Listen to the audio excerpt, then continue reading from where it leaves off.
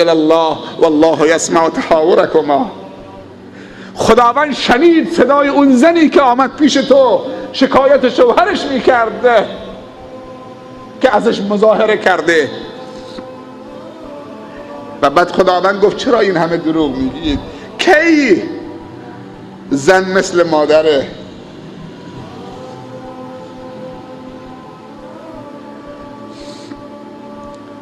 گریه یک زن الله میشنود، مظلومه. آیه نازل کرد، بعد چند تا جمله گفت جلو پیامبر صلی الله علیه و سلم به شوهرش که هر کسی بود آب میشد. خوب گوش بدید، پشت کردن به نعمت یعنی این.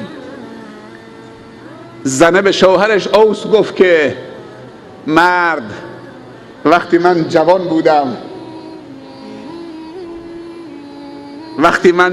بودم نیوه جوانی منو خوردید، نگفتی مثل مادرتم. خوب تعبیرش گوش بدید. گفت میوه جوانی من خوردید، نگفتی مثل مادرتم. تا تونستی از زمین من یعنی رحمم برای خودت کش کردی، بچه درست کردی. حالا که نازا شدم، میوه جوونیمو از دست دادم، دیگه نمیتونم برات کارساز باشم، حالا میگی مثل مادر منید؟ خاصیتی نداره دیگه.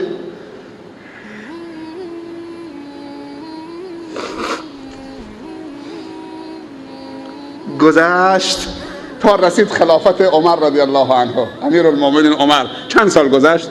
ابوبکر صدیق، بعدش عمر فاروق. یه روزی با یارانش امیرالمومنین در کوچه های مدینه میرفت، دیگه خوله پیر شده بود، با عصا راه میرفت، خم شده بود. یک دفعه صدا زد بیست. بعضی نمیشناختنش.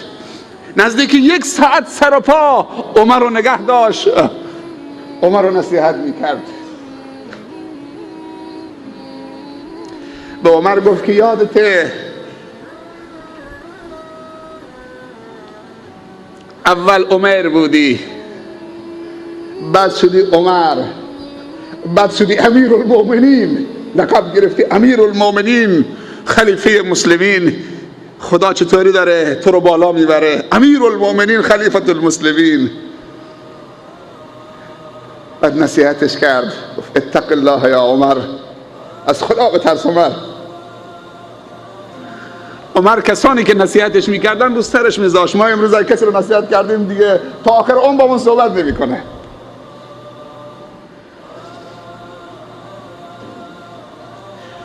عمر همجور سیخ ایستاده بود، گوش میداد، حرفش اصلا صحبت نمیکرد، نظامی ایستاده بود جلوی این پیرزن.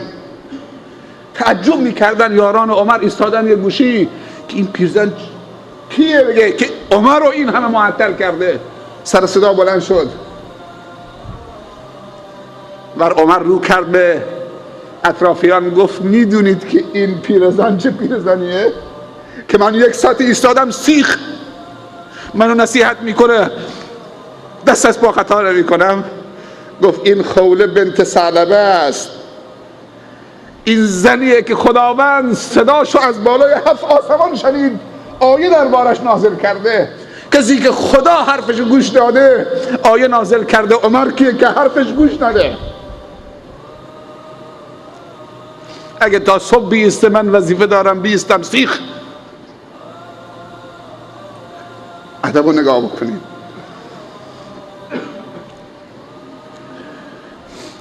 سه چیز باید برای خدا، یکی نذر، یکی قربانی، یکی قسم. هیچ احدی از مسلمان حق نداره به غیر خدا قسم بخوره. نه جان بابام، نه جان مادرم، نه سر فرزندم، نه پیر و پیغمبر که میرسی، نه به فلان زیارت، نه به فلان نمیدونم امام، نه به فلان قبه. هیچ احدی.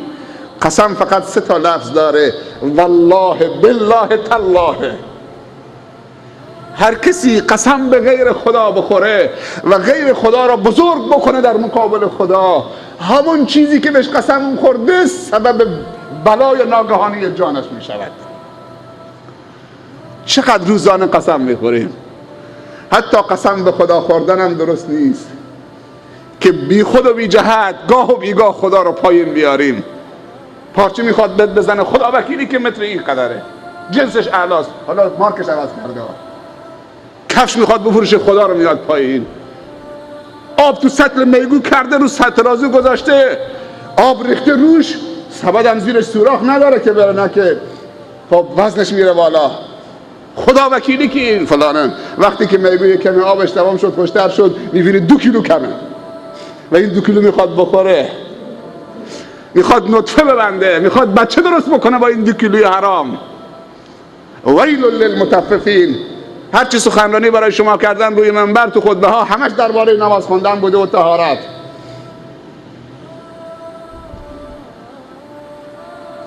ویل للمطففین الذین اذا اکتالوا علی الناس یستوفون و اذا کالوهم او وزنوهم یخسرون. وای بر حال کسانی که وزن رو کم میکنن، وقتی برای دیگران میکشن کم میکنن، وقتی برای خودشون میکشن چرب میکشن. پیامبر گفت، خدا گفته ویل در جهنم براشون در نظر گرفتم. همین که چرب میکشن برای خودشون، برای دیگران کم میکشن.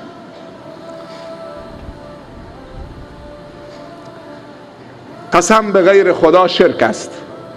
امام شافعی رحمت الله علیه میفرمایند نه به شوخی نه به جدی در طول حیاتم قسم نخوردم، حتی به خدا.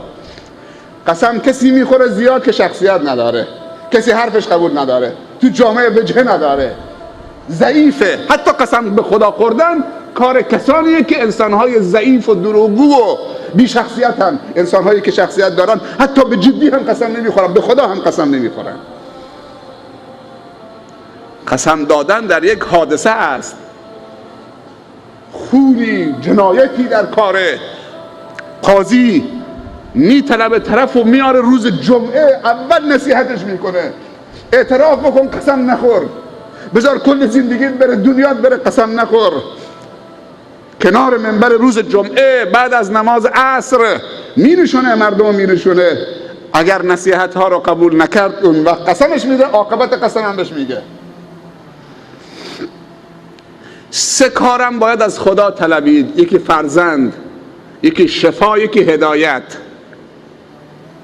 فرزند با هیکل نمیشه، با پیش سید رفتن و یه 10,000 تومان زیر معذرت میخوام فرش سید گذاشتن، یه هیکلی بده تا که زنم حامله بشه.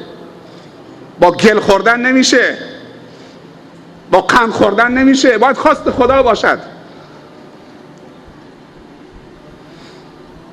یه دوستی داشتیم تبلیغی، تاجر بود. این از دست زنش ناراحت بود، سران پیری میخواست یه زن بگیره که تاجر بود دیگه، که یه پسر براش بیاره که نامش بلند بکنه. خودش تعریف میکرد و میخندید، میگه بعد توبه کردم دیگه. میگه خانوادم را بالاخره زن گرفتم، هر 2 تا زنها با هم حامله شدن. سبحان الخالق. اولی که همه 5-6 تا دختر آورده بود، دومی که چه گرفته بودم که خدا یک پسرم بده تا نامم بلند بکنه. نام با پسر بلند نمیشه، نام با عمل صالح بلند میشه. ما تاجری داریم که نصف بندر مال خودش 2 تا پسر معتاد داره. بیوه زنی داریم که شوهرم نداره، شوهر مرده، از 6 تا دختر دانشجو داره، هر 6 تا یتیمن. گفت که هر 2 تا با هم حامله شدن، از دومی پسر میخواستم دیگه، دختر تقریبا خسته شده بود. بعد میگه با هم که حامله شدن، زایمان کردن، سبحان الخالق، دومی دختر شد، از زن جدیدم مال زن اولی پسر شد. دیگه سر به سجده گذاشتم، گریه کردم خدایا معاف بفرما. میگه خدا بهم گفت تو کار من دخالت نکن، بگو خدایا بچه‌مو صالح بگردان. چه بسا 6 تا دختر بهت میده، دعا میکنی، از زنت پسر نمیده، اما از 90 از همین دختر شوهر میکنه، یک پسری بهت میده 90 که دنیا رو پر از میراث پیامبر میکنه. چرا دخالت تو کاره؟ میگه در جا سر به سجده گذاشتم، بارالله. زن دوم که به خاطر پسر گرفتید، نعمت منو پشت میکنید، من به دختر میدم، از زن اولی پسر بهت میدم. باید از خدا طلبید، با گل خوردن و نمیدونم فلان و پیش فلان و هیکل بستن و فلان کردن. دوستی، حالا یک مزاحی هم بکنم، دوستی دارم 4-5 ساله که بچه دار نمیشه. میگه یه روز شیخ عالمه، میگه یه روز میخواستم برم روستا خطبه بکنم، سر جاده ساله بودم، دست دادم، یه نفر آمد گفت 2000 تومن. گفتم نه. یکی آمد مال طرف دارها بود، اون طرفا بود، دیگه دست زد، من ایستادم، گفتم دربست، گفت سوار شو. گفت چقدر؟ گفت نه من از چهره نورانی تو خوشم آمده، بهت اعتقاد پیدا کردم. سنی هستید؟ گفتم بله. گفت بهت اعتقاد پیدا کردم، یه مشکلی دارم، من دربسته از تو نمیگیرم، من میرسونم، فقط یه خواهش ازت میکنم. گفتم والله خدا خواهشش چی این دارابی؟ من نمیشناسمش. گفت من 3 ساله ازدواج کردم بچه دار نمیشم، یه دعایی برای من بکن تا خدا به من بچه بده. دست زدم پشت کمرش، گفت من 5 ساله که بچه دار نمیشم. خود اون ملاها گفت من 5 ساله که ازدواج کردم بچه دار نمیشم، ولی برات دعا میکنم. چشم. یه وقتی دعا برای دیگری کارسازه، یه حکمتی هست خدا به خودت نمیده. میگی دیگه از همونجا با هم شوخی کردیم و خندیدیم و بالاخره خوشم خندید، مثل که شرمنده شد. گفتم نه من برات دعا میکنم، به وقتی حالا دعا در حق خودم مستجاب نمیشه، یه حکمتی هست خدا میخواد صبر منو نگاه بکنه.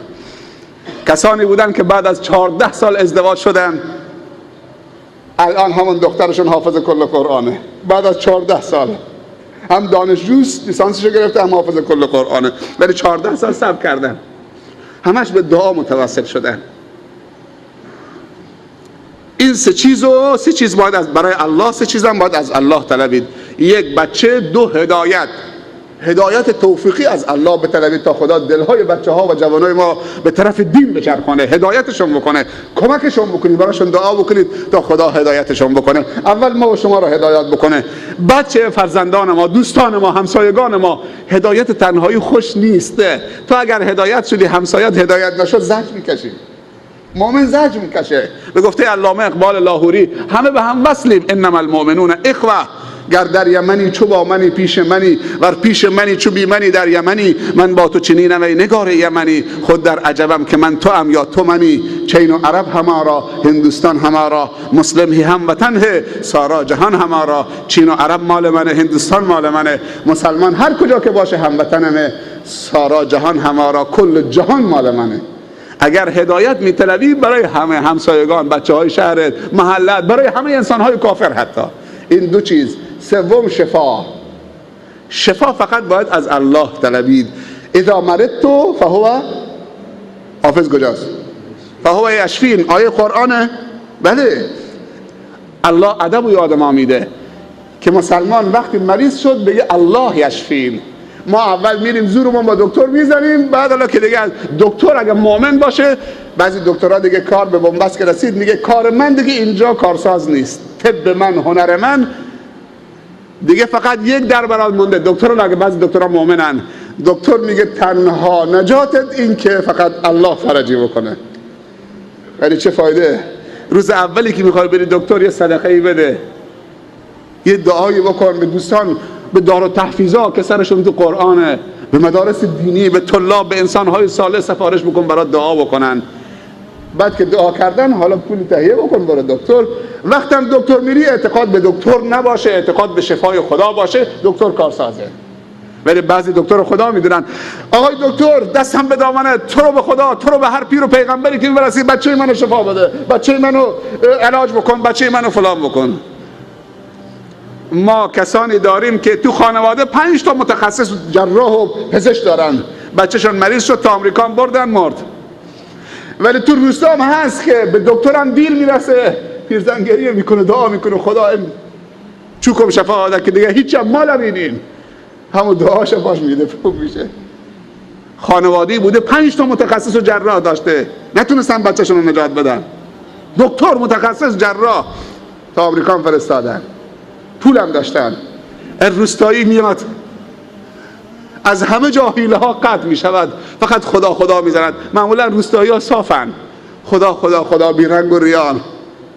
نه تو خانواده باسواد هست نه پزشک هست، فقط الله هست. اذا مرضت فهو یشفین. خیلی حوصله کردید، ساعت 1:30، 1 ساعت براتون صحبت کردم. امیدوارم که این صحبت ها بی تأثیر نباشه. از اینکه خیلی دیر سراغتون آمدیم، چند بار قول دادیم یا نشد، بالاخره توفیق نبود، نه اینکه نخواستیم. این دفعه دیگه تو مسیر می آمدیم، گفتیم خب هفته گذشته کرگم بودیم، شاید برادرای کلاهی ما بگن حالا دیگه